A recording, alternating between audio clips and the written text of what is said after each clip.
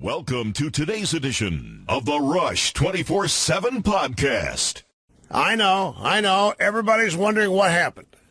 Everybody wants to know why it happened. Whose fault was it? Who's to blame? What should we do now? What's next? Can we recover? Is there anything good in this? I'm talking about the Obamacare health repeal and replace going down in flames on Friday with the cancellation of the vote. And I know you've been having these questions all week. You've been asking, you've been researching, you've been looking. What you haven't had is me, and now you do. And I'm going to answer all these questions and more on today's program. Great to have you here, folks. El Rushbo at 800-282-2882, and the email address is elrushbo@eibnet.us. Now, I want to tell you, I'm debating whether or not to start with this, or whether I should lead and build into this.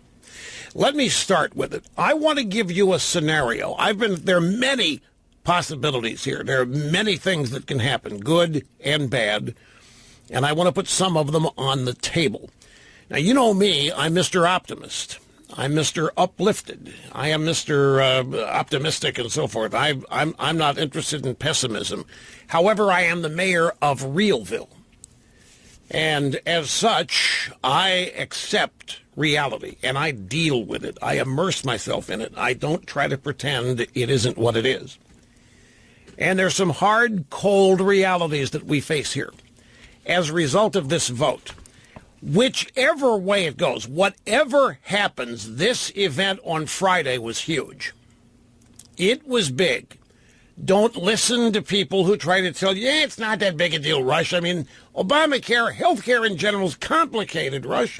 You can't just strip it aside and put it back together inside of 90 days, 60 days here like they were. Very, very complicated. Not that big a deal.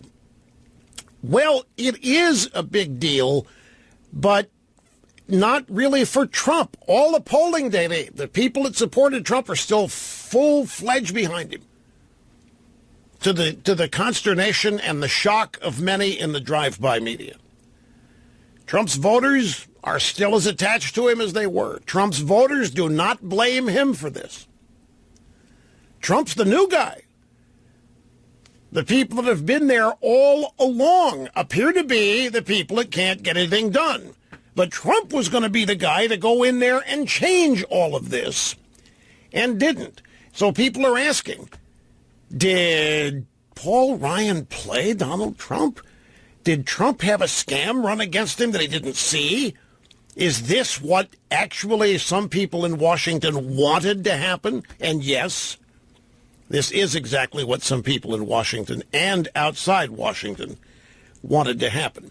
Let me give you a potential scenario here. All of this, by the way, I will back up with news stories which add weight to this. I'm not predicting this, by the way. Not yet. But I do want to alert you to the possibility. You've heard Kasich and you've heard Trump both allude to the fact that it's time now to reach out to the Democrats in the House, but more importantly, Democrats in the Senate. And because the Republicans simply can't get their act together. Trump tried, did everything he could, called them up there, had numerous meetings, went up to Capitol Hill, but there are too many factions. Too many factions. The Republicans themselves are not unified, and I'm Donald Trump, and I want to get things done. And if I want to get things done here, I'm going to have to use the Democrats. Trump's alluded to it.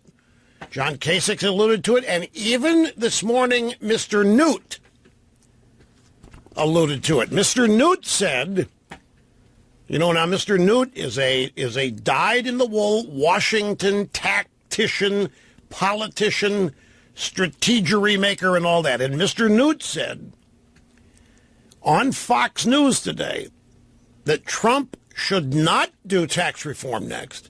Instead, make a call to Schumer, start working with the Democrats on the infrastructure bill, because Trump needs a win. Trump needs a legislative victory, and the Democrats will happily work with him on the infrastructure bill. So this is the kind of pressure that's going to be attached or applied to the Republicans. That's what Trump is doing. I don't know if Newt's doing that or not, but clearly there's a lot of anger, and deservedly so, for the House Republicans, the leadership, and the various caucuses in there. But I think if Trump reaches out, I'm not predicting this, but I think it's a very likely, very possible scenario. And if it ever does become something I predict is going to happen, I'll let you know. But I think the Democrats are salivating at the opportunity to work with Trump. I think they're licking their chops. I think privately the Democrats can't believe the good fortune that has been dropped in their lap by what happened with this bill. Now, on the other side of it, had this bill passed, that was its own set of problems and challenges. It was not going to be a panacea either way. But let's deal with it as the bill failed first, because it did. So I can see the Democrats happily joining Trump to fix Obamacare. I can see the Democrats happily joining Trump to work with him on his $1 trillion infrastructure thing. I do not see the Democrats working with Trump to help him on tax reform unless the rich somehow get soaked in it. And I do not see the Democrats joining Trump and helping him on the border and on the wall.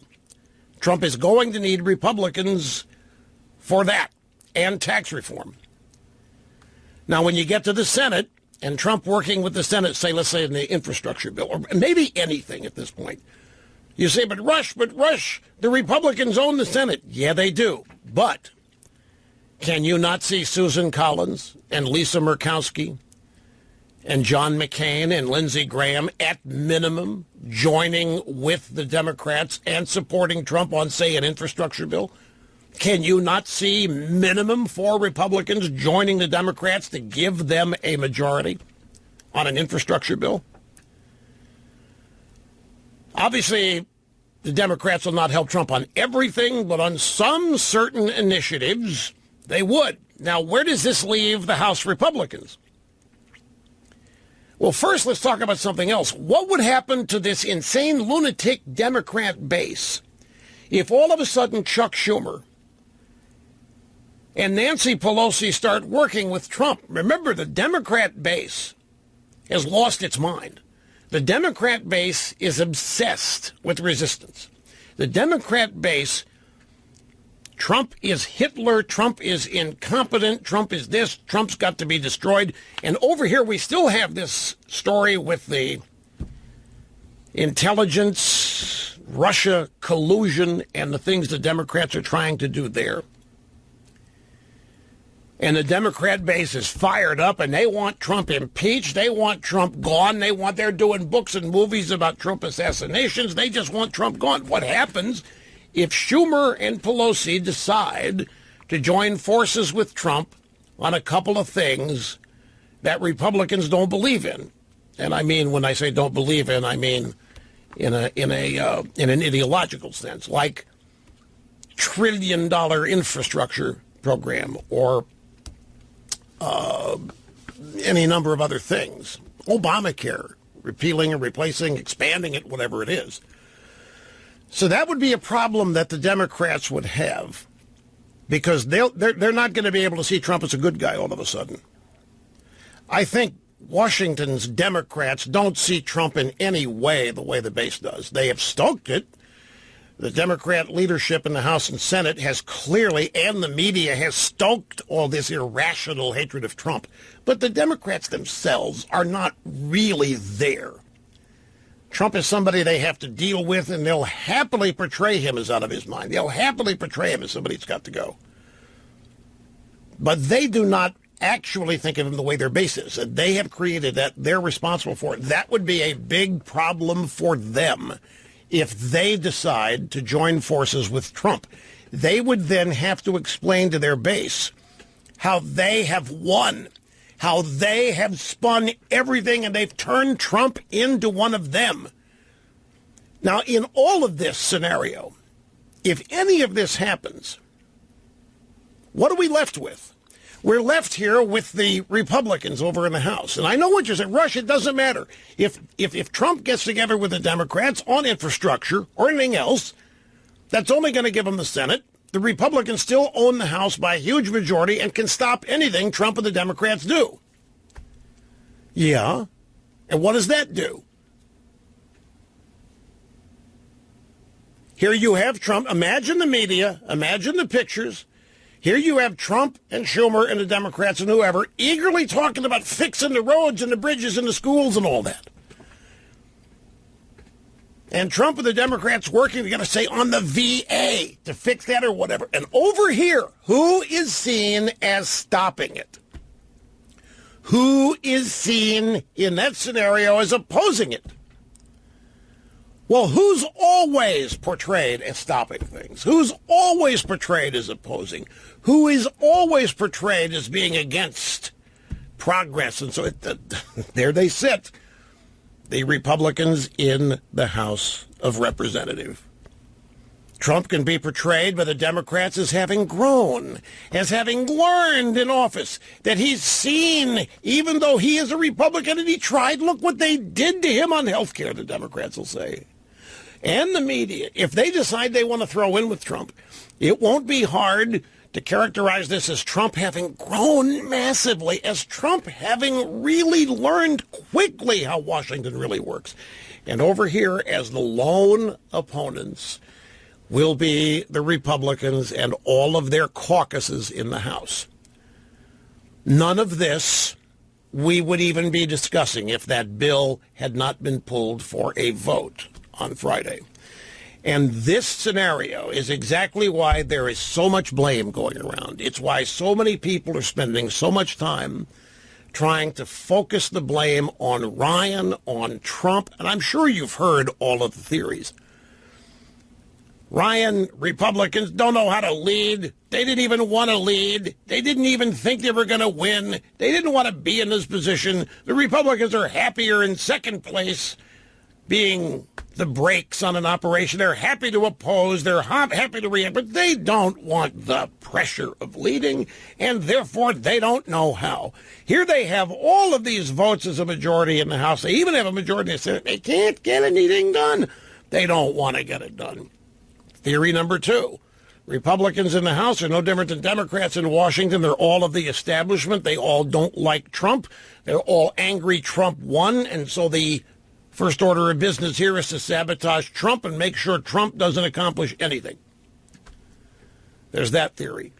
Then there's the theory that it's Trump's fault, that Trump didn't even know what's in the bill, that Trump didn't even take the time to learn it, that Trump didn't even try to sell the bill based on what it really is, that Trump tried to sell it by bringing people up and saying, I'm Donald Trump. I do the art of deals, and therefore you will support it. That Trump didn't know what was in it, that he dispatched his aides to go up there and get it, that all Trump wanted was a win. He didn't care what was in it. If anything in it was bad, fix it in phase 2, fix it in phase 3. But needed a win right off the bat. Dispatched his ace legislative team to go up to Capitol Hill and tell them what's for. And to tell them if they don't do what's right, the ultimatum that Trump's going to really blame them and hold them responsible. There's all kinds of theories. Everybody's got their own theory as to who's to blame and who's responsible for this, because it is a big deal. The Republican Party wins the House. I should more properly maintains the House and grows their majority there. The Republican Party wins the Senate. The Democrats lose over 1,000 seats in elections since 2010. The Republicans win the White House with an outsider who claims he wants to go in and drain the swamp, and with all of this momentum and with all of this inertia, the first legislative effort falls flat on its face, and there's embarrassment everywhere. That's why everybody's trying to affix blame. That's why everybody's trying to say that everybody else, but not them, is responsible for this. Now, what are the upsides of all this? Well, the upsides of all this is the bill stunk. the bill was absolutely rotten. The bill was not the bill that was passed in 2015 and sent up to Obama that Obama vetoed. The Republicans got together, House and Senate, and they passed a repeal and replace bill. And this bill was designed for the campaign. It was designed to get Obama's veto, which it did. It was designed to illustrate what they were going to do if they were elected. And it had all the ingredients in it that were not in this bill. And so the question is, between 2015, early 2016, when Obama vetoed it, and now what happened? Why did they change the bill? And then who changed the bill? And no matter who you talk to, the answer to that question is the House leadership changed the bill. And by changing the bill, what did they do? They re-added. Let me tell you what was taken out of the bill in 2015. House and Senate voted on it, sent up to the White House. Obama vetoed it. All the Obama regulations that were taken out, this bill put back in. The subsidies, not all of them, but a vast majority of the subsidies in Obamacare were removed in the 2015 bill. They were put back in the bill that was voted down last Friday. And the Medicaid expansion. In the 2015 bill, it was removed. And in this bill, it was added back in. And what we got as a result of that was a continuation of Obamacare. The 2015 bill effectively removed much of Obamacare. The House leadership put that stuff back in. Now, did they do it because Trump said to do it? Did they do it because Trump wanted it? Did Trump even know? Did Trump not care who was responsible? We still can't get to the final answer. In addition to that, what also was taken out, well, it wasn't actually taken out in the 2015 bill, but what has now remained in the bill is that what that was voted down was fewer insurance companies, not more. There was no going to be any removal of the limit on selling insurance across state lines. So there are a whole lot of unanswered questions here. There's a lot of curiosity and a lot of suspicion about this. And during the course of the program today, I'm going to be trying to unpack all of this, as well as all kinds of other stuff. Did you see this Chelsea Clinton tweet? The one with Abe Lincoln? Did you see? Folks, if you haven't heard about this, hang on. I think the Democrats are really feeling their oats over this, and I wouldn't be surprised if they filibuster Gorsuch. I wouldn't be surprised if they do anything as a result of this vote. Anyway, Chelsea Clinton. Last Friday night, here at Mar-a-Lago, at the Winter White House, the Republican Party, South Florida, whatever it is, annual Lincoln Day dinner. They created a program that you get if you go in. Like you get a program at a ball game. They had a little program with the agenda in it, who's speaking, who's saying what, how much to send to this person, how much. It's a fundraising thing, right? So, on the front of the program is an artist's drawing of Abraham Lincoln wearing a Make America Great cap, a red Make America Great cap on the head of Abraham Lincoln. It is a drawing. Chelsea Clinton saw it. She sent out a tweet. Please tell me this is photoshopped. Please? Meaning, it's likely that Chelsea Clinton literally actually believed that Abraham Lincoln had worn a Make America Great cap and had been photographed wearing it back in 1863. She was serious, folks. She was scared to death that Lincoln actually wore the hat. I'm not kidding. Chelsea Clinton was scared to death that Abraham Lincoln actually once wore a Make America Great hat, and that was going to be bad for the Democrats. We'll find the link. We'll put it up there at rushlimbaugh.com. It was a tweet, actually from a journalist who was at the dinner at Mar-a-Lago on Friday night. Andrew Lofholm is how, or Lofholm, I'm not sure how he pronounces his name. But he sent the tweet out that just had the cover of the dinner program. It's all it was, no opinion added to it. And Chelsea Clinton, please tell me this is photoshopped. Please. You just have to wonder. And her mom apparently was caught trying to scale the White House fence for a second time. A woman was arrested early Sunday morning after trying to scale a White House fence for a second time. This, when I saw the headlines, it had to be Hillary. Who else would want to go to this much trouble to get over the White House fence? And who thinks that she ought to be there? And I'm sure she saw that somebody made it over once, so if somebody could do it, why not her? They continue to try. Transgender passengers uneasy about TSA shift on pat-downs. This from the Washington Post. I always thought that transgenders wanted to be treated like everybody else.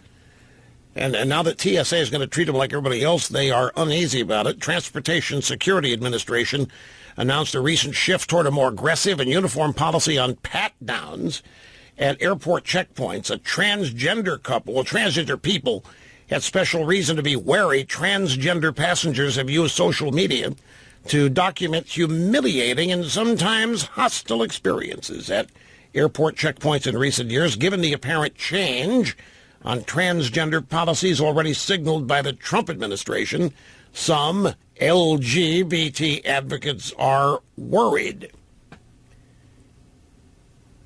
What are they talking about? How can these pat-downs be any different from anybody else's? Are only transgenders allowed to complain about being groped in ways that would normally get the groper arrested? I don't understand. You either like it or you don't. You want it or you don't. Okay, let's go back to health care for a minute, and I want to back up that potentially negative scenario. Because, folks, I'm going to tell you something. If this negative scenario, and again, I just want to remind you, I'm not predicting it, but you look down the road, you can see things. I understand the school of thought, which is trying to say, it's no big deal. It's not a big deal. I mean, healthcare is a complicated thing, and this really did chew off a big bite. It was really, really unlikely. And then the fact that there was going to have to be phase 2 and phase 3, it just, not a big deal. It is a big deal, and it's a big deal for a host of reasons. Donald Trump told his voters that they were going to be winning so much they were going to get tired of it. He said, you're going to be calling me, Mr. President, could you lose a couple here or there? We're winning so much, I'm getting tired of winning. Trump said, politicians are stupid, the leaders are stupid, they do dumb things, stupid things, need to get in there and do things right. Need to go in there and drain the swamp. People elected Trump because they expected this exact kind of thing to not happen. They expected that Trump was going to go in and shake these guys in Washington by the shoulder and say, you've got to stop doing these dumb things. We're going to take these things one at a time and we're going to fix them. Didn't happen here, if that's really what was intended. How deep do you want to go with this, folks? How deep do you want me to go in coming up with various theories? Try this. There is a theory here that the Machiavellian Steve Bannon wanted this to fail, and wanted it to fail to actually help Trump in 2 ways. A, you blame it on Ryan. Make sure everybody realizes that Paul Ryan, who's standing in Trump's way, create movement and inertia to get rid of Ryan, because Bannon doesn't like him anyway, according to news accounts and reports even before the election and during the campaign. And so the loss here has a long game aspect to it. This bill never had a chance of passing. It never had a chance, goes the theory, because the bill was horrible. The bill was Obamacare. It left too much of Obamacare intact. It had to go down to defeat. There's another aspect. Not only do you blame Ryan, you get to blame the conservatives. You throw most of the blame on the Freedom Caucus, Mark Meadows and his gang, as the usual culprits. The conservatives are always the ones standing in the way. See, They're the ones that wouldn't move. They're the ones that denied the new president. They're the ones that stood in the way of Trump winning. They're the ones. Trump is not ideological. And there is a war on conservatives in Washington every day. There has been a war on conservatives every day for the last 50 years. So it just depends on how deeply you want to take this. But I'd rather try to stay focused on the reality of this, and the reality is the bill failed. Now, you can juice that up by getting into the theories of why, who's to blame. Could Trump have stopped this? I mean, the people over at Vox, let me find this one little passage here to explain how the people at Vox were reporting this. They basically said that here you have Donald Trump, a president who doesn't even know what's in the bill, had no idea what was in it, here it is. Donald Trump promised to be a different kind. Now Vox is a millennial left-wing news outfit. And their game is that they don't report the news, they explain it. That's how they allow their opinion to be inserted into the news. And so Ezra Klein, who used to be the Washington Post, now says Donald Trump promised to be a different kind of president. He was a populist fighting on behalf of the forgotten man, taking on the Republican establishment, draining the Washington swamp, protecting Medicaid from cuts, vowing to cover everybody with health care and make the government pay for it. He was a pragmatic businessman who was going to make Washington work for you, the little guy, not the ideologues and the special interests. Instead, Trump has become a pitchman for Paul Ryan and his agenda. He spent the past week fighting for a health care bill he didn't campaign on, didn't draft, doesn't understand, doesn't like to talk about, and can't defend. Rather than forcing the Republican establishment to come around to his principles, he's come around to theirs with disastrous results. So this is intended as a theory of how Ryan played Trump. Now, this is not the health care bill Trump campaigned on, by the way. And in the specifics of this bill. The bill that Trump campaigned on, if there is such a thing, is the one that was passed in 2015 and sent up to Obama, who vetoed it. That's what was good. This is an entirely different beast. They threw things back in this bill from 2015. The House leadership did. Trump did not write this. There's no question. But he did praise Paul Ryan to the hilt. And he joined right with Paul Ryan on this thing.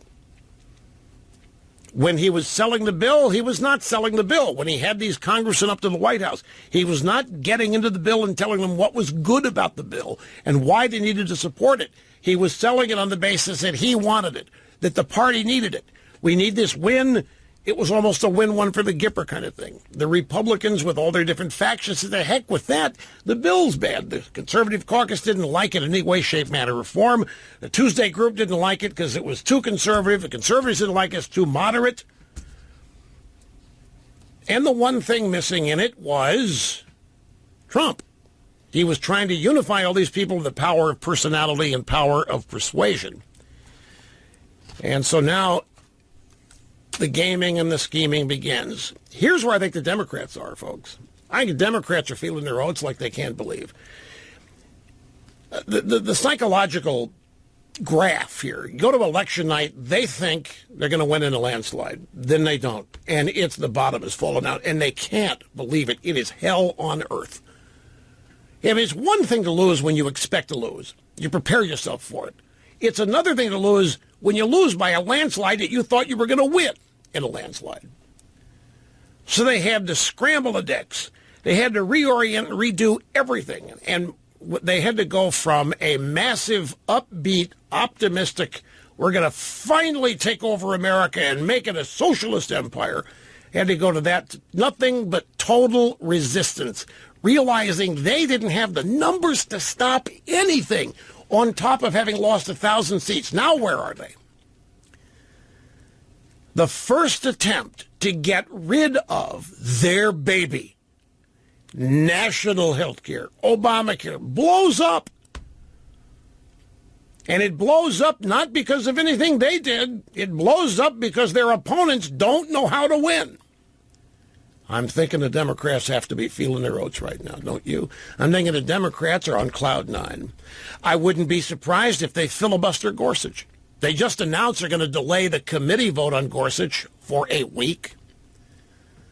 I wouldn't be surprised if the Democrats today are thinking they can stop everything now, that Trump is not going to get anything, that they can stop his tax reform, they can stop the infrastructure, they can stop anything they want, or they can choose to join Trump on whatever he wants. In the process, they can join Trump on whatever is appealing to them and do further damage to the Republicans, left out in the cold as nothing more than the illustration of who the real opposition is in Washington. They can't believe their good luck here. I'm guaranteeing. So they're now plotting how to capitalize on all this. Now, where are the opportunities here for Trump and the Republicans? Well, they're always there. There's any number of things that can be done here. And we'll get into them as the program unfolds. We also have the Ted Koppel. You know, it's amazing. I have to tell you, oh, look at the clock.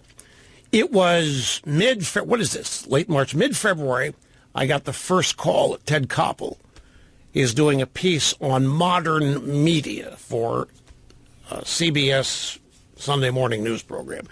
And Koppel wants to come down here and interview me, 45-minute interview.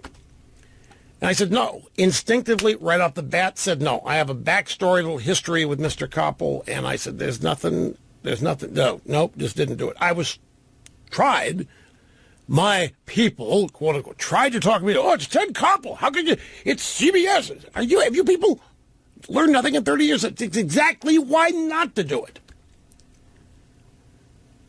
So I didn't do it. So I don't need it. Why do I want to go on a program that's going to portray my success as the problem in American media? Why do I want to do that? Why would I? You need to argue with them. You need to set them straight. It's not going to happen. It doesn't work that way. I've learned over the years it doesn't work that way. But Ted Koppel, he used to really like you. He used to be on Nightline. Used to is the operative phrase. Exactly right. So Koppel did it. I knew he was going to do it. He invited Hannity, and Hannity did it. You've probably seen the stories now where Koppel and Hannity are going at it, and Koppel tells Hannity he thinks he's the problem with the media and with the country. And so it's exactly what I thought it was going to be. Exactly why I didn't want to do it. And so we've got sound bites in this coming up, and maybe if you care, some of the little backstory regarding my numerous appearances on Nightline. My first appearance on Nightline was to oppose Al Gore on climate change, global warming, environmentalism back then. And I remember, I was so excited. I did it. And actually, I was very proud of it, very happy. Rare time in TV. I thought I did okay. And that night and the next day, all the think tanks and the environmental scientists just blew up. Why they have some neophyte talk radio guy on instead of one of us?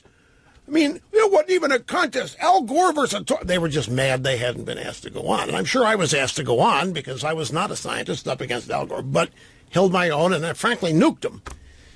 And so I kept getting invited back. I got to take a break here, folks. I just saw the clock. We will be back. Don't go away.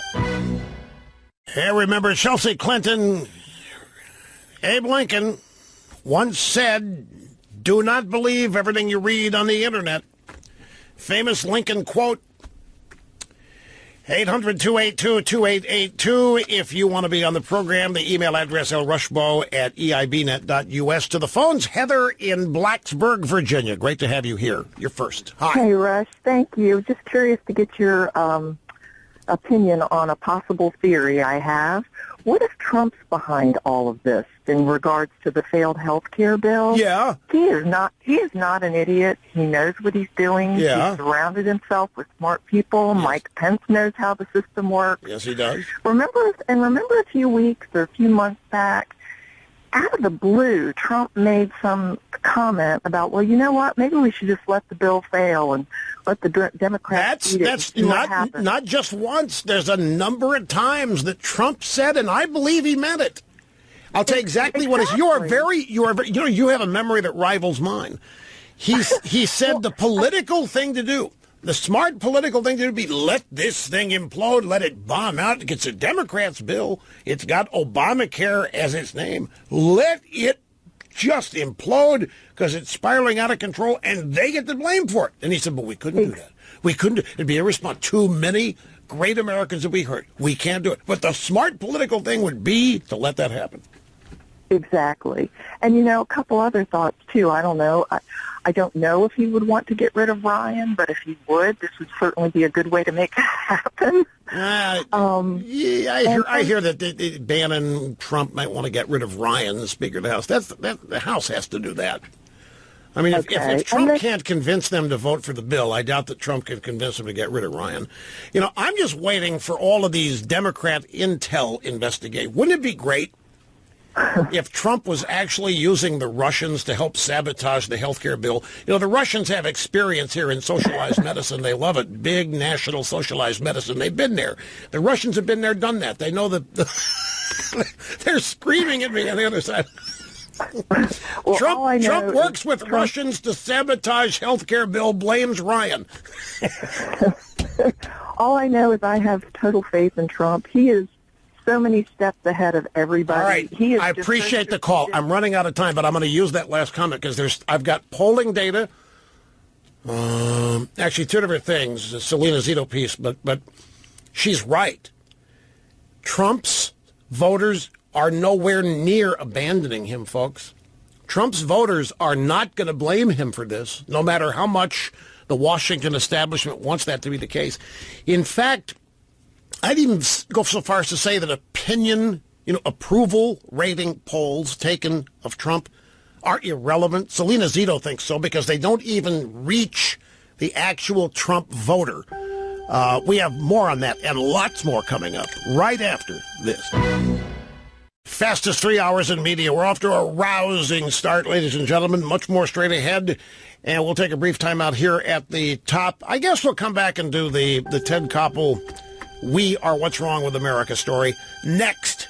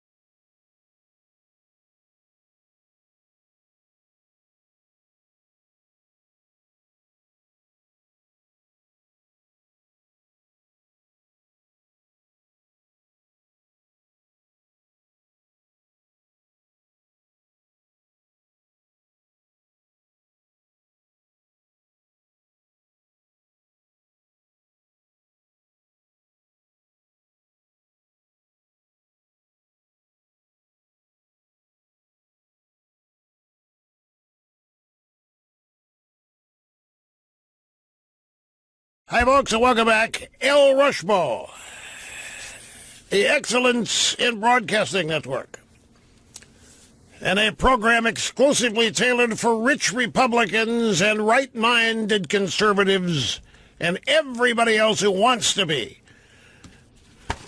That's from the Grooveyard of Forgotten Favorites. You're going to hear that coming up here in just a second. Great to have you. Telephone number 800-282-2882. The email address lrushmo@eibnet.us. So it was back in February sometime, I think early to mid-February, and I got a call from the PR people here at the EIB network. And they said, Ted Koppel called, and he really wants to come down here and interview you for half hour, 45 minutes on a feature that he's putting together for the CBS Sunday show, the Sunday morning, not Face the Nation, but their early morning news show.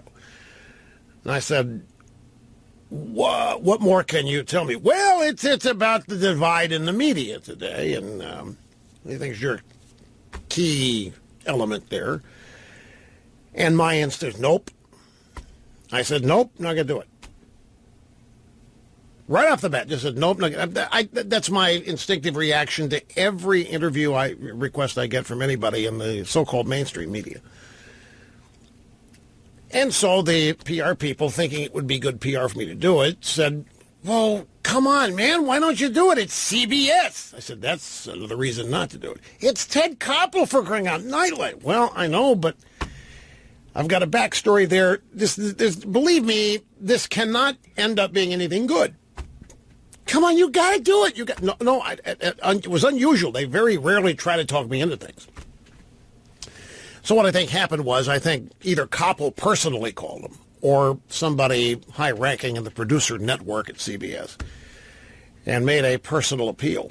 And they tried 2 more times. A couple days go by.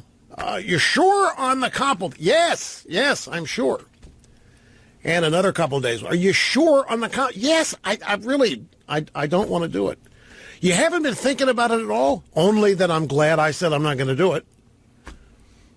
You haven't been thinking about doing it? You haven't even gotten close? Maybe? Nope. Every day goes by. I'm glad that I followed my instincts on this. So they said, okay. And that's the last I heard of it until yesterday when the feature ran. Now, don't anybody misunderstand me here. They got Sean Hannity. They went and talked to Hannity, and they interviewed him for 45 minutes. And I don't mean to sound like anything here. I'm just telling you what happened is easily predictable. They interviewed Sean for 45 minutes, and they used 2 minutes of it. And now Sean's demanding that they play the whole tape. The premise of the program was not the divide. That's another thing I've learned. The producers never tell you the truth about what the show's about. They get close. Well, I shouldn't say never. I mean, some of them do. I don't want to paint with a big, broad Abraham Lincoln-style brush here. But for the most part, it's deception. For us, I'm sure they don't deceive Hillary Clinton or Podesta when they call and want him on. But with us, it's always degrees of deception or whatever, because they're not dumb. I mean, they know our instincts are not to do this. Now, some will do anything to be on TV and get a Fox News gig, so there's some people who do anything no matter what. Usually the younger they are and the newer in the business, the more agreeable they are to this kind of stuff. But, of course, I myself, El Rushmo, have been around the block. So it wasn't about the divide in the media. What it was how conservative media is bad for America. Conservative media has destroyed the news. Conservative media is the reason that people don't trust the media anymore. And the theory is, and folks, this is key to understanding these people. Ted Koppel, and I think you'll hear it in one of the sound bites we have coming, Koppel told Hannity that the reason we are the problem is that we have made our audiences, as in you, far more responsive to ideology than facts. Now, what does that mean? It means that you listen here, not because what I'm going to tell you is the truth or not. You listen here because you're conservative and I'm conservative, and that's odd. To them, conservatism is odd. To them, liberalism is not an ideology. This is fundamental. You may think, of course it is. Not to them, folks. Liberalism is just the way things are. Liberalism is au naturel. Liberalism just is. It's like the air just is. Conservatism is the odd, kooky, weird, offset thing. And therefore you, in this audience, and other like Fox News, you're not watching for facts. You wouldn't know facts if you saw them. You wouldn't know facts if you heard them. You're listening, watching, because you want to hear conservatism preached to you. And Koppel says that this has been a giant setback for what they do in the mainstream media, which is tell you the truth, which is give you the facts. And the real problem, therefore, is now ideology is more important than facts. And since the drive-by media does facts, they are in a world of hurt. And therefore, we are bad for America. And I'm telling you, they believe that. Liberals do not think specifically that what they believe is an ideology. In other words, they don't think that it's an intellectual pursuit that takes education and knowledge to understand and explain. It's just what you're born thinking, doing, believing. And if you have it, you're natural. If you don't, and you're a conservative, then you need to be in a zoo. Because you're a wild animal and you pose great threats to everybody else. And they are beside them. What this piece is really all about is a piece that's been done over and over again. They lost their monopoly starting in 1988 with this program, and then what built on it in all the subsequent years. They've lost their monopoly. They can't explain it other than to say, you have been duped. Just like every election they lose, it's not because of them. It isn't because of their policies. It's not because of the damage that they cause. It's because you're a mind-numbed robot who have been tricked, lied to, persuaded, or otherwise encouraged to abandon what's good for you. What it really means is that they just don't know how to compete. And they are now competing, and they have even abandoned their pretense of doing the news and being objective. So let's go to the audio soundbites, and you'll see what I'm talking about. Now, in this piece, and I didn't see it, by the way. I didn't know it was on until it was over. I didn't know about it till last night when Cookie sent me an email about it with a preview of some of the soundbites that are coming up here. And she said, Rush, they did it again. They blame all this on you. You weren't there, but you were the focus. You're the guy that started all this. It's your fault. So, Koppel talks to Norman Ornstein, the American Enterprise. I think it's AEI. Is that where he is? And he's way out there. He's just another far left liberal that has no understanding of patience for, tolerance for conservatism. And he talked to Dean Baquet, the editor of the New York Times, and Hannity.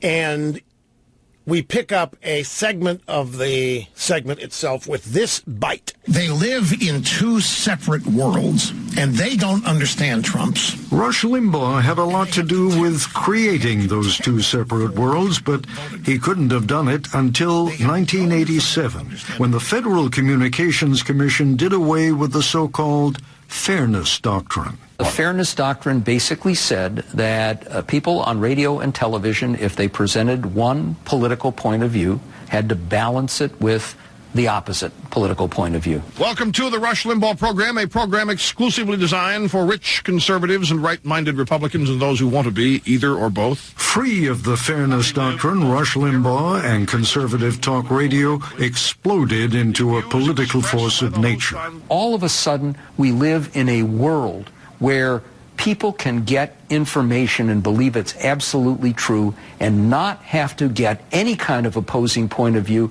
And once they believe it, they will always believe it, even if it's utterly false. It's surreal to listen to these people. It is literally, it's alternative universe surreal. That's Norman Ornstein. All of a sudden, we live in a world where people can get information and believe it's absolutely true and not have to get any kind of opposing point of view. Mr. Ornstein, you know what you people really need to do is listen to this. I saw that New York Times did a story. Did you see this? New York Times assigned 2 people to actually watch Fox News for 18 hours, and they did a story on it. It was like they'd been dispatched to Mars to report on what Martian life is. So they jetted to Mars, 18 hours. They actually had to watch 18, and they reported on it like they were introducing people to a foreign language. It's the most amazing thing. They don't listen here. I would say, Mr. Ornstein, I do. You talk about opposing points of views. I present a clearer and better picture of liberalism than you or any other liberal does, because I'm honest about what you people believe.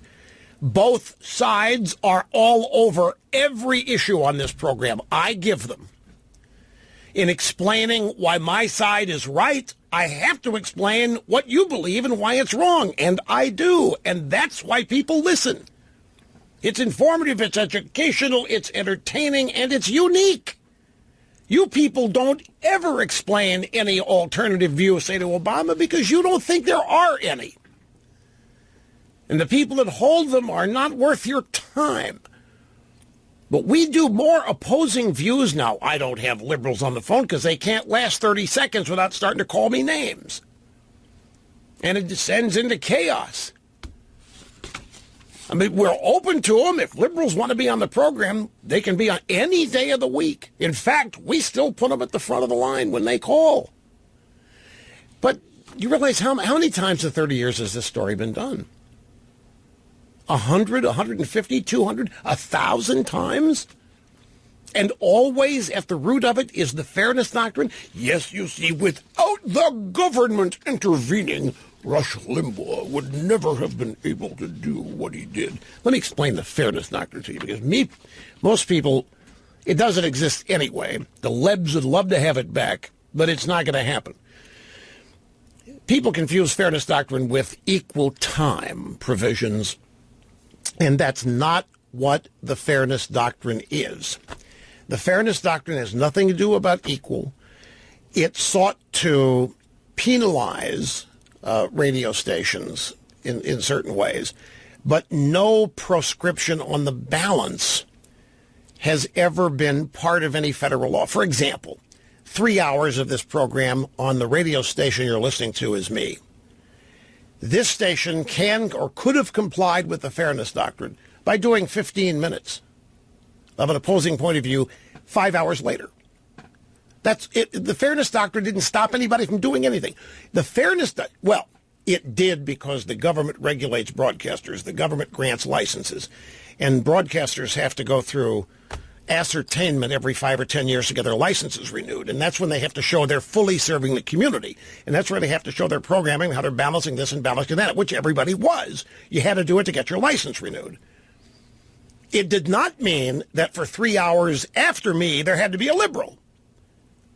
You could have had a liberal on for 1 hour at midnight, and the fairness doctrine would have been complied with. Anyway, Reagan tore it up, got rid of it. It wasn't a big... I was doing this program for 3 years before the fairness doctrine was gotten away with, or done away with. The fairness doctrine didn't stop me, and the fairness doctrine did not unleash me.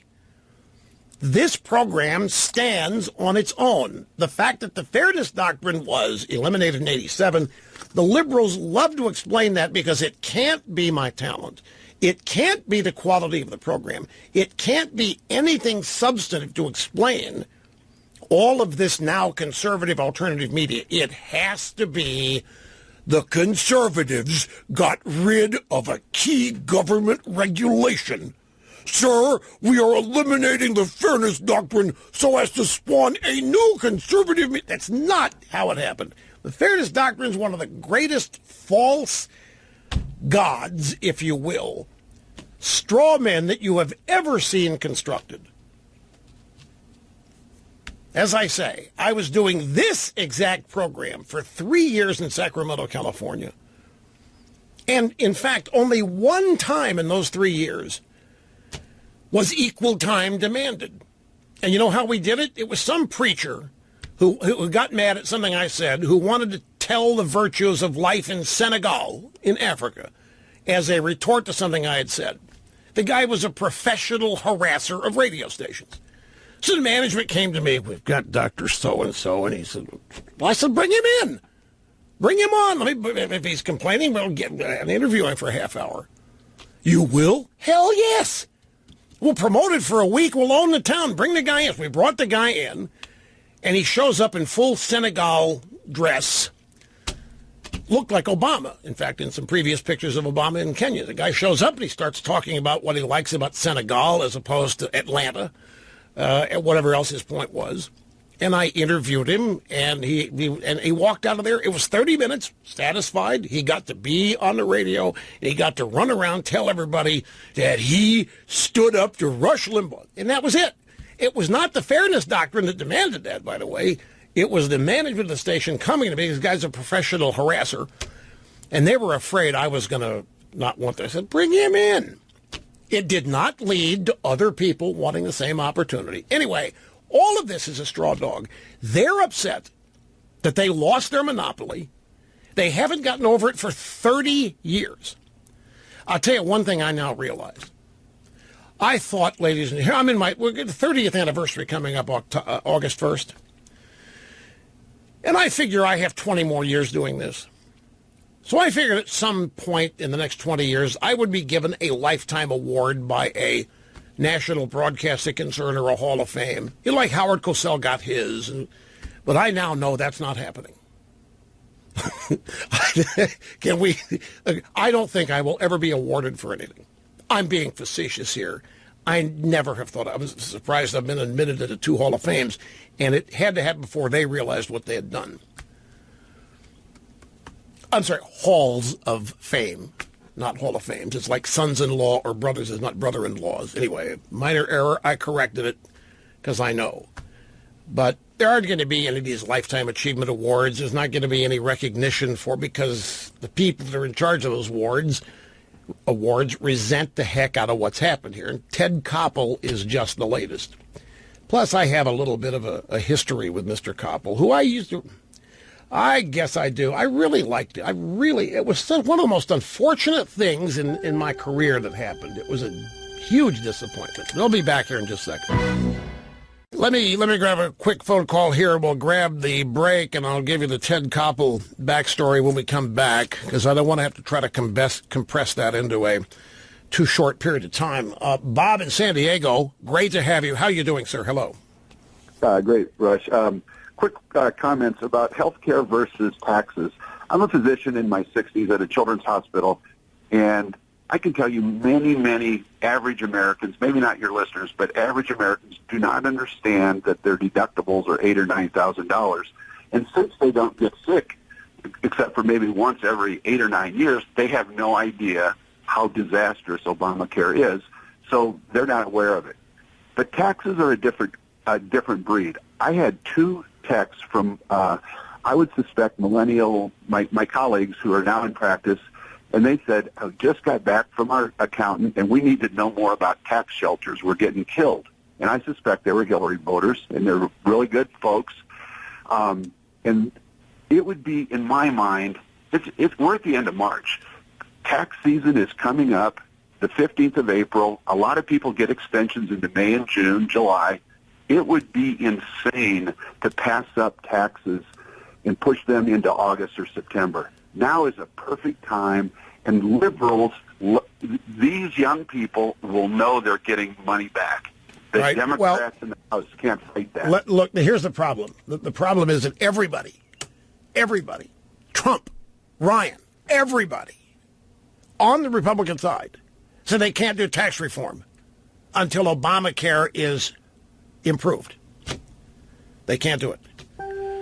Let me expand on this as well when we come back. Righto, back we are. Okay, as to the last caller, I disagree somewhat with the fact people don't know what their deductibles are simply because they don't have to use them. I think a lot is known about Obamacare. I think that's why it so consistently polls with people opposed to it.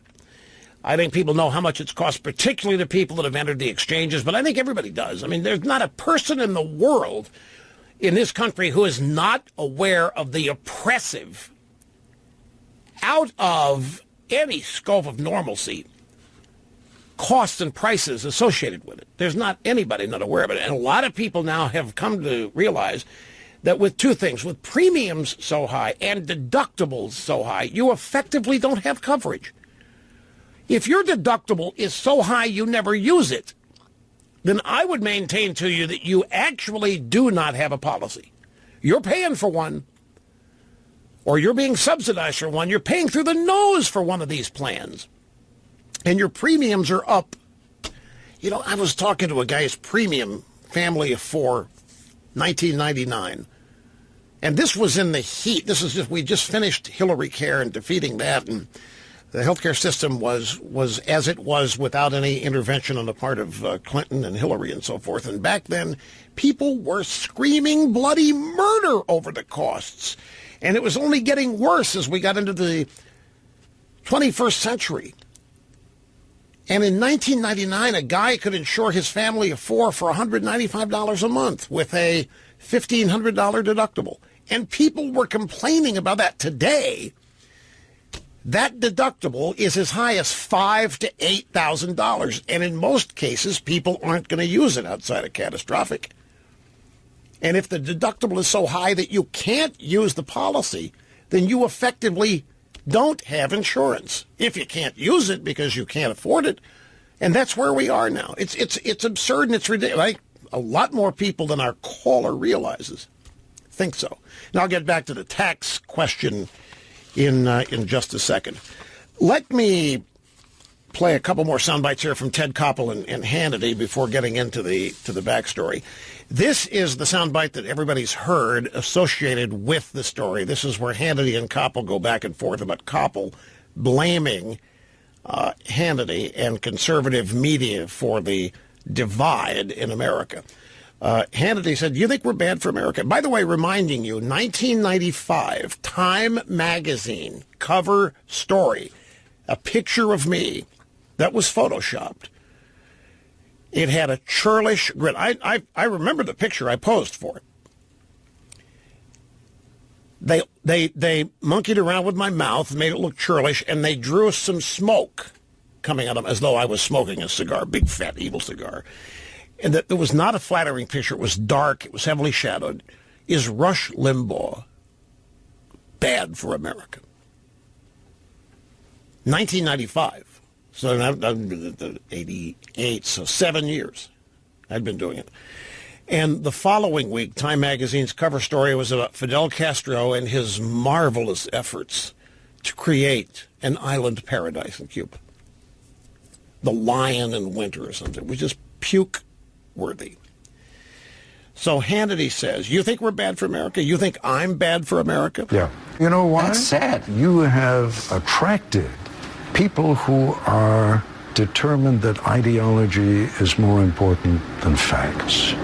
So in Koppel's world, liberalism is nothing but what is. And whatever they say is factual and true. And there's no such thing as bias. And there's no lack of objectivity because it's just what is. It's as natural as air and water. And it's conservatism that is a deviation from the norm. Conservatism is sick. Conservatism is abnormal. Conservatism is what needs to be stamped out. Conservatism's perverted. Conservatism's perverse. Conservatism is dangerous. And therefore, you people listen here not because you learn anything and not because you're given facts and truth. You listen here because all you want to hear is raw conservatism. It's the most short-seen. Ted Koppel is not a dumb guy. But these people on the left have such closed minds. They live in their little cocoons. They are made nervous when anything outside their cocoon tries to get in. They shut it out. They ridicule it. I've never seen a more collectively scared bunch of people when confronted with things that they don't already instinctively believe. Many of them cannot even explain why they believe what they believe. They resort to telling you how they feel, but they can't tell you why they think anything. It's all about feelings. But we have destroyed the media because we have made facts irrelevant. And yet these people are the architects of fake news. The numbers of fake news stories on Donald Trump alone could fill an encyclopedia. Skip, soundbite 3. This is the aforementioned soundbite number 4. This was February 4th, 1992. It's my first time on Nightline. My mom and dad were watching. My dad couldn't believe it. I didn't go to college. I had no business being on this TV. He couldn't understand it. He literally couldn't. He came from the Great Depression, came from World War II. If you didn't have a college degree, you weren't going to get meaningful employment. That was such a formative experience. Well, he was proud, don't misunderstand, but he couldn't believe it. Just defied the odds. And my mother told me that when the show was over, he looked at her, flabbergasted, and said, "Millie, where the hell did he learn all that?" And she told me that she said to him, "From you, silly." It was a classic gut-wrenching, heart-rendering moment when she told me the story. And this is just a short little segment of it, but it's February 4th, 1992, and they're discussing climate change, global warming, and Al Gore has just come out as the big proponent. And he's going to be running for vice president, along with Clinton. He hadn't been nominated yet, this before all that, and the environment has become his gateway issue. And he was a unquestioned expert on it, even though he wasn't a scientist either.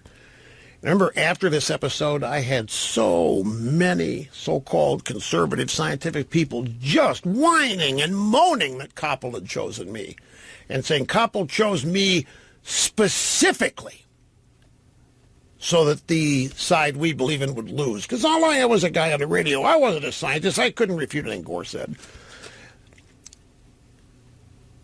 The bite is this. Koppel says, Rush Limbaugh, and note the question is how they do things. Rush Limbaugh, we've both run into politicians during our careers who know how to fake it on an issue. I don't know of anyone on Capitol Hill who is more knowledgeable on the subject of the environment than Al Gore. You have to take seriously what he says. See? You have to. He's the foremost expert on Capitol Hill. Who says? You have to take seriously what he says. Question is designed to get me, it's designed to get me to acknowledge the expertise of Al Gore, which I didn't do. The environmental movement, as fueled by the militants who lead it, I think is the new home of socialism. I think it is, they've adopted a constituency here which can't speak, that is trees and rocks and so forth, and can't reject the so-called help and concern that the advocates are giving it. And it gives them a stage from which to constantly launch attacks at capitalism. So I didn't accede to the premise there that Al Gore is the world's foremost authority. But that's not the backstory. Ted Koppel, I never met him. Offered to take him to dinner once. He said, that'd be great if you're ever in Washington, but it never worked out. But he liked having me on. I think it's like a museum piece. And look what we found here. Look what there was at this time in 1992. There was no other media conservative spokesman. The show had started in '88, and outside of Mr. Buckley, but at National Review, and he had his own TV show. He didn't need to mess with it. And he did Nightline now and then. So I was on a bunch of times, and they were live. It was always at 11:30. And one night, I'm watching Nightline. I'm not on it. And Barney Frank is.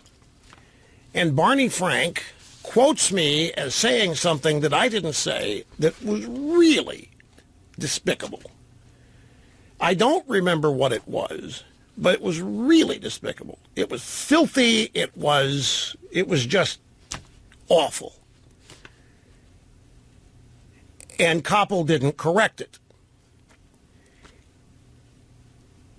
And I actually got a call from him the next day apologizing, saying that he knew I hadn't said it, that it was somebody else, whoever it was. But the moment had passed and he didn't get a chance to mention it. But he asked me, please do not mention this call on the air. This apology is just from me to you. I said silently to myself, what good does that do me? As far as the Nightline audience is concerned, I said it. They're not going to apologize or retract it or say somebody else said it. So I kind of fumed about it, and some days and weeks went by, and something else happened elsewhere in the media that had me fulminating about how they do things. So I told this story, and I got a call from Mr. Koppel. I asked you not to mention this, and you did. And I am very disappointed. And that was the last I heard from him. This has been 25 years. Until this February, when they called and wanted me to be on this show that aired yesterday. And I always, by the way, there was not one contentious moment. All those times I was on Nightline, it was always respectful. One of the most fun was a town hall meeting after, I think, the Clintons had been elected. It was a town hall meeting, and everybody was in Iowa, except me. I was on the set of my TV studio in New York, and it was Carville and Geneva Overholzer, who was working at Des Moines Register at the time, and there was about 10 of them on that panel. And it was one of these extra special Nightlines, an hour and a half expanded look into some such thing. I forget what it was, but it involved the Clintons and their lying and prevarications and so forth. Oh, and one of the guests was Floyd Abrams, the noted First Amendment lawyer, a guy who made a legal career out of the free speech clause of the First Amendment. And the first thing he said when it was his turn to speak, I really object to Mr. Limbaugh being on this program, a person who would actually suggest that he'd got a Wall Street rumor that Vince Foster's body was buried in a cave in Russia, or whatever that rumor was. And it was fun. The whole show was fun. They were all just reacting to what I had said, because I was the only 10 people, the only one who thought what I thought. And I gave evidence of the Clintons lying. Oh, and I remember pointing out how Hillary had sat there underneath the Pretty in Pink. That's what, the Pretty in Pink press, that's why I call Pretty in Pink press conference and so forth. And Carville got all defensive. Anyway, I was never treated unfairly or any such way on Nightline. It's just that one episode led to ongoing silence, just because I had notified everybody that Ted Koppel had called and apologized for that Barney Frank slip-up. Anyway, I didn't mean to take so long with that story, but it just reminded me of other adjunctive things. But we're finished now, so we'll take a brief break. We'll come back and resume right after this. All right, one more soundbite about all this Ted Koppel CBS stuff. It's from Brian Kilmeade at Fox and Friends this morning. They're talking about this whole report that Koppel did on Sunday, and it's Ainsley Earhart, Pete Hegseth, and Brian Kilmeade reacting to it. They looked at Rush Limbaugh as the enemy. Rush Limbaugh came out organically, a guy who making $18,000 a year as a salesperson. The country loved him. He became unbelievably successful. That's an American success story. That's right. Well, it just shows you how mainstream media thinks. If they don't agree with your opinions, they're going to sell you as being bad for America. That's right. That's right. So I appreciate that, Brian Kilmeade and the gang there. I just want to give him a shout-out. Now back to the phones. Robert, Jersey City, New Jersey. Great to have you, sir. How are you doing? Great, sir. I've been listening since October of 1990, driving on the Pennsylvania Turnpike. And my thought today is that I feel like the tax is going to be a harder thing to get done, but it's going to be more doable than the health care. Because I think the health care was kind of like giving somebody a driver on the Island Green at TPC and telling them to make a bogey. But I think that the tax deal is something that, like playing 9 holes and shooting a 27 or a 28, it can be done. But I think that it will involve more Can I look? I don't want to. No, I'm not thinking about what you. I'm getting a little tired, just a little tired, because we've heard it for I don't know how many years. How hard it is to do things in Washington. It's really hard, you know. Everything's hard. Who gets away with not doing it because it's hard? Show me the success stories of people who didn't do it because it was hard, who are considered great achievers. You can't show me. There isn't anybody in that group of people.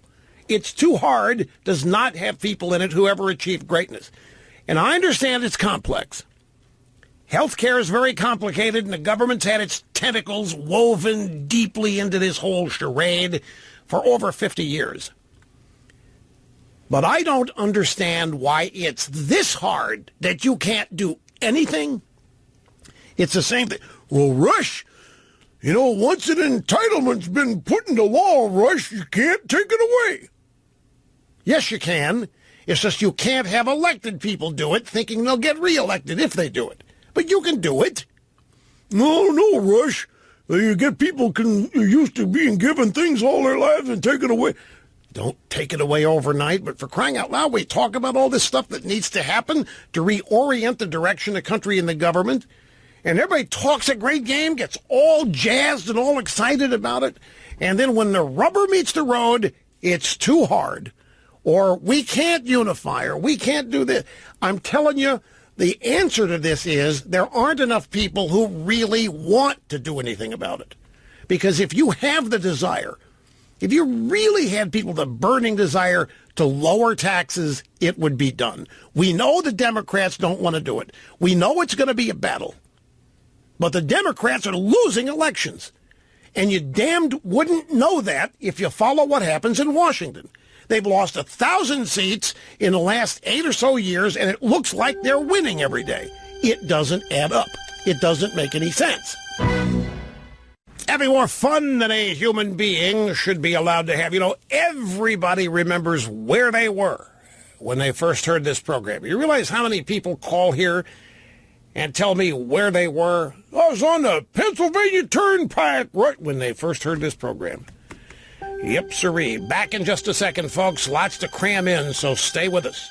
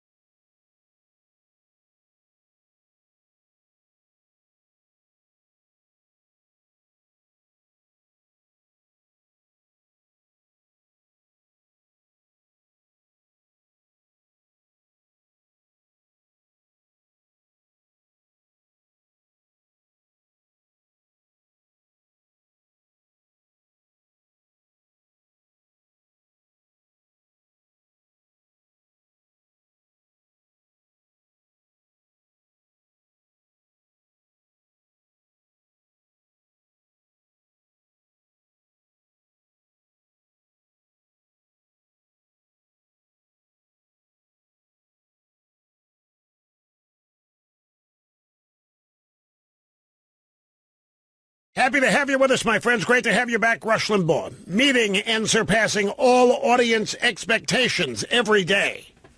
Here on the one and only Excellence in Broadcasting Network. The telephone number is 800-282-2882. The email address, lrushbo@eibnet.us.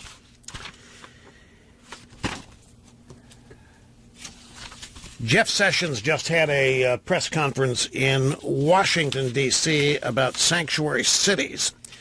And I'm looking for a story here with polling data on sanctuary cities. It is that most people are fed up with them and want something done about them. While I find that, let's go to the sound bites themselves. Jeff Sessions, we have 2 bites from I guess this is at the White House, actually, where it's not so much a press conference. Sessions, I guess during the media briefing, announce action against sanctuary cities. The president has rightly said disregard for law must end. In his executive order, he stated that it is the policy of the executive branch to ensure that states and cities comply with all federal laws, including all immigration laws. Today, I'm urging states and local jurisdictions to comply with these federal laws, including 8 U.S.C. Section 1373. Moreover, the Department of Justice will require that jurisdictions seeking or applying for Department of Justice grants to certify compliance with 1373 as a condition of receiving those awards. So Trump is continuing on the things that he can do via executive orders, which in many cases are just undoing things Obama did. He is continuing to do. The story that I was looking for, I found it's a Rasmussen poll. Only 35% of Americans said they would like to live in a community that declared itself a sanctuary city. And I think, folks, this again points to the divide that exists in the country and that the drive-by media, people like Ted Koppel, are very much concerned about. But the divide is not what they think it is. The divide is over the obscure, well, not obscure, the odd, strange, contradictory policies they want to enforce on people versus traditional Americans who want no part of it. For example, if you listen or watch the mainstream media, you see them celebrating sanctuary cities. You see them promoting them. You see them criticizing any effort to force sanctuary city governments to obey the law. Anytime the Trump administration or anybody, a member of Congress, suggests that what happens in sanctuary cities is illegal, whenever an illegal immigrant engages in a series of crimes, if they've been deported once, twice, 3 times, gotten back into the country, continue to wreak havoc, such as commit rape or run drugs or what have you, there seems to be no interest in stopping it. And anytime such people are found and discovered, the apprehension and prosecution of them is criticized because they're minorities and they're victims, and we've got to give them a fair chance because it's the United States that has made these people this way by denying them fair entry into the country, and we've served to make them mad and so forth. Even when they commit murder, such as in San Francisco, it is excused, and we are told that if we are repulsed by this and angered by it, that we are bigoted and short-sighted. And the picture is created that most of America, and this is the media is really good at this, making it look like all of the country is of the same opinion they are. I can give you countless examples of this. In Indiana, the Religious Freedom Restoration Act. The media reacted to that like it was the worst thing that ever happened. They started attacking Mike Pence.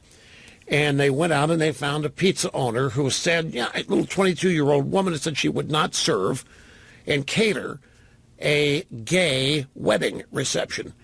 It took them, 3 days to shop and find this one pizzeria in a small town in Indiana. They portrayed it as the whole state. But their coverage made it look like all of America was outraged, that all of America wanted to go in and put this little pizza shop out of business. And it turns out they are not the majority. They're not the majority of thinking. They're not the majority of thought.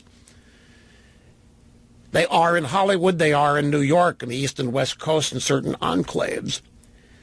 And it's evidenced here. Only 35% of Americans want to live in sanctuary cities. Working class Americans are least likely to favor living in a sanctuary city, only 25% supporting the idea. Wealthy Americans are the most likely to support living in a sanctuary city. Why do you think that is? And by the way, that number is 41%. That's not even a majority. 41% stated support for sanctuary because they can stay away from it all. The wealthy need not ever see it. The wealthy will never encounter it. But working class Americans will encounter it because they are the ones against whom crimes are committed. They are the ones in whose neighborhoods all of this garbage happens. And yet the media does its best to make it look like it's a totally mainstream idea. Sanctuary cities, this is good dissent. This is courageous dissent against an imperialistic government which is bigoted and racist against people of color who happen to not be from this country and so forth. And this is why, folks, even with this health care thing that happened on Friday, New York Magazine, no less, regretful Trump voters are mostly a myth. Ordinary voters pay very little attention to the goings-on in Washington, says New York Magazine. And for all of Trump's radical proposals, he's yet to actually do much of anything that immediately hurts the average Republican voter. Meanwhile, the growing economy that he, of course, inherited from Obama, which he did no such thing, is chugging along nicely, providing relatively low unemployment, decent wage gains, and so as far as most people are concerned, everything that Trump's doing is great. It's fine. And the health care bill, that's Congress's fault. The point of this is that you can't yet find, the reason we haven't seen the stories on regretful Trump voters is they don't exist. I think the New York Times or Washington Post, maybe CBS, did a story. They found one in Ohio. They ballyhooed it, made a big deal out of it. But Trump voters are not yet regretful. They don't see Trump deviating at all from what he stated he was going to do. In this sanctuary city crackdown, they're applauding this.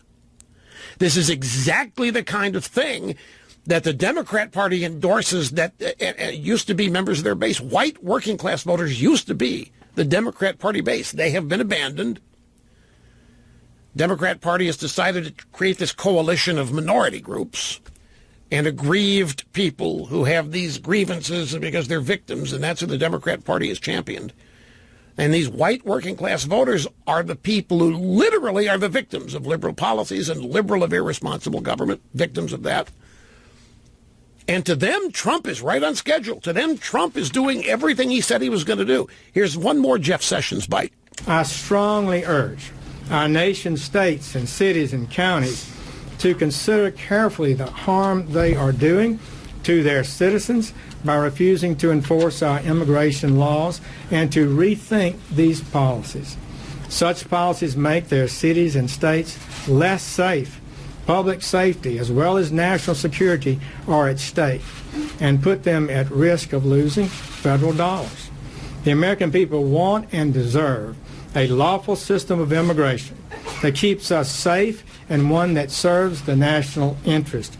This expectation is reasonable, just, and our government has the duty to meet it, and we will meet it. So they're on schedule, and they are heading on down the path exactly as they said they were going to. Sanctuary cities will not stand. If people engage in it, are going to be penalized. They're going to be held accountable to the law. One little paragraph here from this New York Magazine story on the myth that there are Trump voters who regret it. Penn State political scientists Eric Plutzer, Michael Berkman summarize their findings in another place, a Washington Post column. To wit, while his governance has galvanized opposition groups and his overall approval level remains low by historical standards, Trump's electoral base is not only intact, but it's enthusiastic and it's energized, providing Trump with a significant base of power. Those who fail to recognize this may find themselves underestimating his capabilities in governance in the same way that many underestimated his candidacy. Now, this story, I think, went to press before the health care debacle. It did. It's March 22, so it would have gone to press before the health care debacle last Friday. But the premise still holds. And it goes back to something that I have been reminding people of, that all Trump has are the people that voted for him as a support group. He doesn't have the media. He doesn't have, a community of think tanks and other intellectuals. Everybody in that group, people, is a never-Trumper or an anti-Trumper or ambivalent. But Trump's base is all he's got, and they are still with him.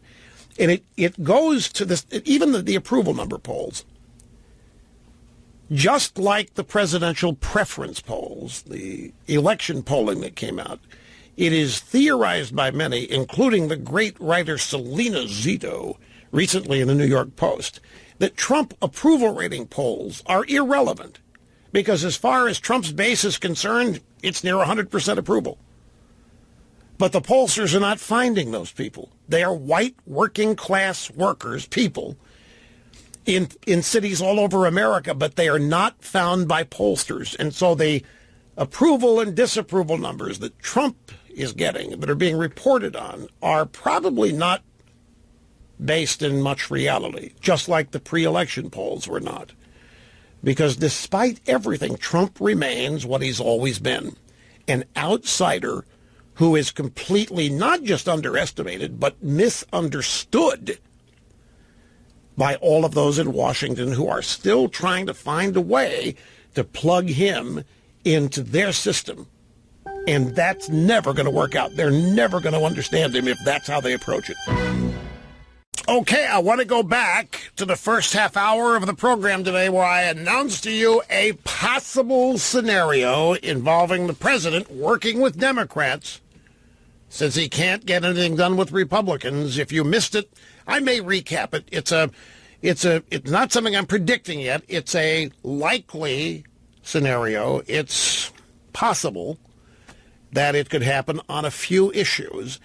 The point is, Sean Spicer at the press briefing was just asked about it, and he said Trump, the president, is very serious about working with Democrats, if that's what it's going to take.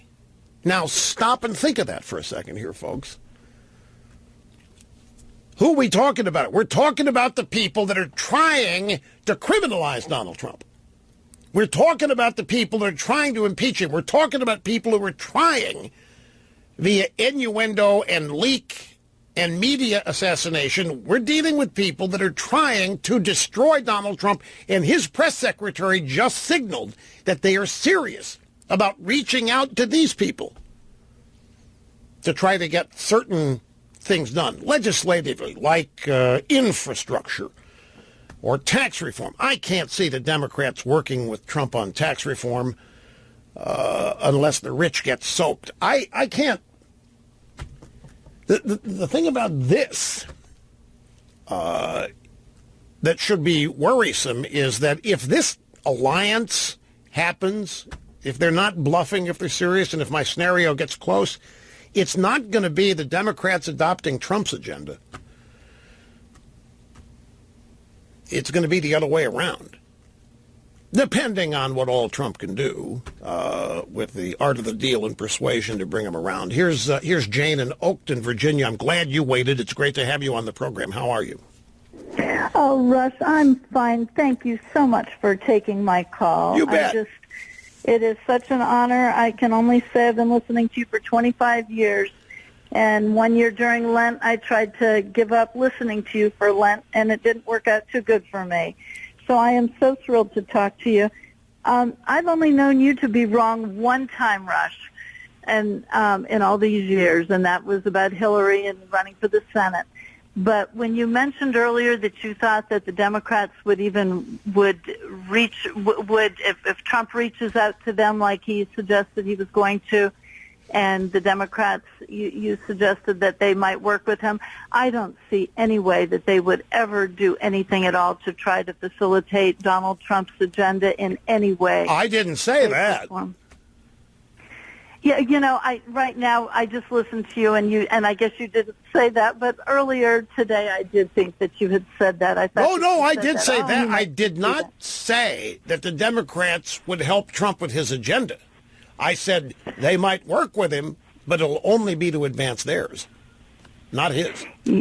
Well, okay. See, okay. Well, only one time have I ever known you to be wrong. I misheard you. I thought that you suggested that they might work with him. No, but you know what? In your favor, I can understand the way I explained it.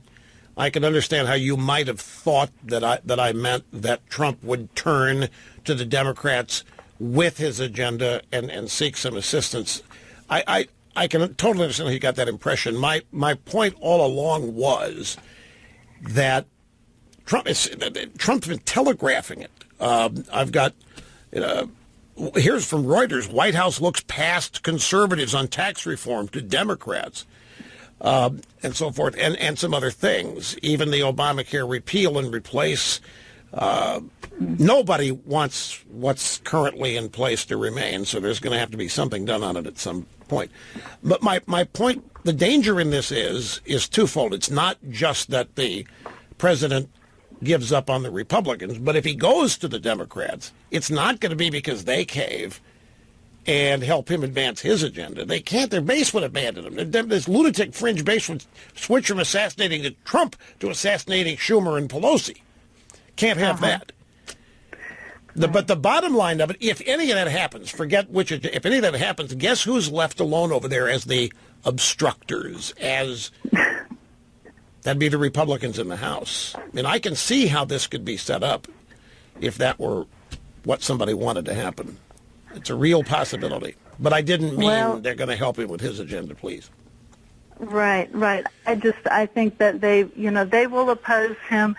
Anything that Trump has agreed with the conservative movement with, I think that they will obviously they will do anything at all to undermine and to thwart that. Well, okay, true. Granted, but tell me where the conservatism is in a $1 trillion infrastructure bill. Oh gosh, yeah.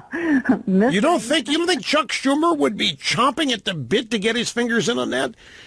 President calls and says, "Hey, Chuck, I got $1 trillion I want to allocate to roads and bridges. Can I get your help?" And Schumer would say, "My God, you picked the issue right out of our back pocket. Of course we'll help you accomplish what we have always wanted, infrastructure reform." And that there's nothing conservative about that. A government growing by $1 trillion. Hello? Yeah, I'm here. Oh, I'm sorry. The whole thing went out for a second. I thought that I had lost you. Oh no! You will never lose me, Jane. Oh, no matter what happens to your phone connection, I will always be here. Rush Limbaugh, I will love you till the day I die. And it's both ways. I guarantee. Jane, thank you so much. I appreciate it. I can see how I was thinking about how I portrayed this likely or possible scenario. Point I wanted to make, when I thought I did, maybe I didn't lead early enough with it, is that should this cross-pollination happen, folks, it's so easy to see after this debacle on Friday. Republicans can't get anything done. Trump's still not through his first 100 days, wants to get things done. If the Republicans can't find a way, where's he going to go? It's easy to see how he would join the Democrats for a host of reasons, not the least of which would be teaching the Republicans a lesson or what have you. But that's the great, there's more than one great danger in it. The real problem with it is not going to be Trump's agenda that the Democrats help or assist with, or he's not going to get it. It's going to have to be something that they can say they've always wanted to be part of anyway, like infrastructure spending. Well, I guess the NFL owners have voted to let the Raiders move to Las Vegas. Huh. All right, hubba. Welcome back, El Rushbo, serving humanity simply by showing up. Here's Jim in San Diego. You're next, Jim. I'm glad you called. How are you doing? Hi, doing fine, Rush. I noticed in the Democrats and the liberals there who want to take you off the air and how terrible you are, they've certainly repudiated their earlier belief in the First Amendment, the freedom of speech and freedom of the press, and the idea that competition was the way to make sure the truth gets out. Well, you know, the competition's a strange thing. They actually, I don't think in their business, want there to be any. And they've now been forced to compete by virtue of the existence of this new media dating back to 1988. I mean, that's the beauty of monopolies. You don't have to compete. Whatever you do is all people get, so you can do as much or as little as you want. Right, Rush. I'm about 82 years of age, and I've been around since the 50s. And as an adult. And I remember when they used to say, when they were in the minority and had the unpopular view, how they would defend your right to believe, to speech, and to express your views, no matter how much they disagreed with it. They'd defend it to the death. Notice they've changed their tune. Excellent point. They do want to police speech. And I think that's what this media shaming is really all about. But what it adds up to, I can't speak for them, but I sit here every day from noon to 3, 5 days a week, 15 hours a week, however many hours that is over almost 30 years now. Well, 28 and a half. I have never once been bothered that there's anybody else out there doing this. I have never wished that whoever else was out there wasn't. And I have never sought ways to make it impossible for them to do what they do. It never even crosses my mind. Not once. I mean, not even dreaming about it. I never even dream about, wouldn't it be great if there was no debate? Never happens. It's so unrealistic. It would be insane to think like that. But they do. They are obsessed with silencing anything they don't agree with. I mean, literally obsessed by it. And if they could, they would use the full force of government and the law. If they could, they would use jail. But they're truly bothered by it. The thing I don't get, in my case, going in a reverse trajectory here, you know, I come here every day confident that what I believe is true, that what I believe is right. I'm confident that the backup I've assembled in terms of facts and details is accurate, because I know if it isn't, I can always correct it, either the next hour, the next half hour, the next day. As such, I'm not bothered at all that there's anybody else out there, even doing what I do the way they do it, even that they're liberal talks, liberal media, liberal shows. It doesn't bother me. The notion of having to earn whatever share of the audience I get in this giant arena is something I've always accepted. That it's up to me to earn it. And there are a whole lot of things that you have to do to earn it. And after you earn it, it becomes even harder to keep it. But they obviously don't think this way. The Koppel report, they're obsessed with discrediting us or eliminating us. Why? It makes me believe that they're not confident that what they have or what they do can stand on its own. That the only way it can stand is if there isn't any opposition to it. Because if there's opposition, if there are people pointing out the flaws or the bias or the things that are wrong, then they've got problems. But I've never worried about this. Maybe it's a confidence thing, and maybe it's an understanding of how capitalism works, and maybe it's a lack of fear of competition. But it has never once occurred to me that the way to success and the route to power is shutting everybody else up. But man, every one of them look at it that way. And they make no bones about it. Time magazine in 1995, Ted Koppel yesterday, is Rush Limbaugh bad for America? The Washington Post, is there too much democracy going on? Bill Clinton calling KMOX in St. Louis on Air Force One, complaining that I have 3 hours every day and that there's no truth detector. There isn't. There's only the rest of the giant. In 1992, remember, this show was it. So he's complaining about one show versus all the rest of the media.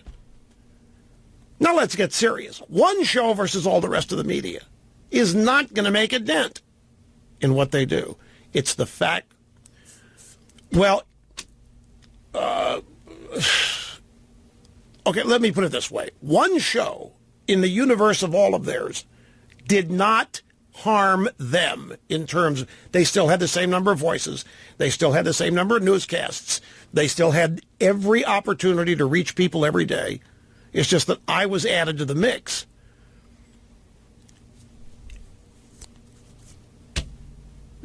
Well, over time, their viewership, it has plummeted, and it's bifurcated, and it's been spread out and so forth. There's no question it has. But, and maybe they feared that when it all began, but it strikes me as paranoid and insecure to look at all of this. The way they look at Fox News is the exact same way. The New York Times assigning 2 reporters to watch for the first time Fox News for 18 hours and report back to the editor what they found. The editor didn't even want to turn it on and watch it himself to find out, and it's just a cable channel. But he couldn't bear to do that. He had to assign a couple of minions to go through the torture of actually watching Fox News. Anyway, they pose a threat because they actively seek ways to silence people they don't agree with. And they have the audacity to say that Trump is Hitler. By the way, for all of you leftists out there, that Trump's Hitler, that Trump's an autocrat, that Trump's a tyrant, then how did the health care bill fail? If Trump's all of this horrible stuff, why didn't he just order it done? And if he didn't get the votes to shoot the people that didn't support it, why didn't he do the things that Hitler did? You have to reverse it to get to who's really who's really the authoritarians, who are the intolerant ones. Brief timeout, folks. We will be back after this. A story here in the Daily Wire, and the headline, at what age do millennials consider themselves adults? The answer will stun you. Well, Mr. Snerdley, when did you think you were an adult? Well, even before, when you were like 12, 15, at what age would you consider yourself an adult? And when that age occurred, did you think of yourself as an adult? 21. What about you, Brian?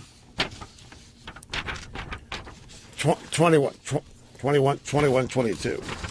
Well, according to the latest research on this, which has been compiled by CBS Chief Research Officer David Poltrack, as well as Nielsen Catalina Solutions, millennials consider themselves adults at age 30. But it gets even worse than that. In other words, still, what, you remember the story we had the other day about the reason these little snowflakes in college are the way they are is because in their minds they're still in daycare, and they have not grown up to the point that, they still want safe environments like they had in daycare, and that was all in an attempt here to persuade people daycare is not all it's made out to be. Not only do millennials not consider themselves adults until they are 30, the reason is it's not until they're 30 that they are completely responsible for themselves. They no longer reside with their parents and pay entirely their own bills. Doesn't happen until they're 30. Now, there are exceptions, obviously. I'm sure your millennial kid is totally self-sufficient, and it's everybody else's that are the dead weight. But this is just, it's aggregated research. And on the surface, it makes sense to me. It seems believable to me. When I was 15, I wanted to be 30. I tried to behave like an adult when I was 15. Yeah, I guess when I was 21, that's when you can legally buy things. That was part and part of it for me. But also 18. But 30, that would have been, if somebody told me that we're not going to consider you an adult until you're 30, I would have been so depressed I wouldn't have known what to do. Because adulthood was one of the things I desired most when I was a teenager. Just like I've always told you, get this headline: Nebraska Democrats include voter registration forms in refugee welcome baskets. Refugees, illegal immigrants, they are potential registered Democrat voters, and that's why the party supports it. Nebraska. See you tomorrow.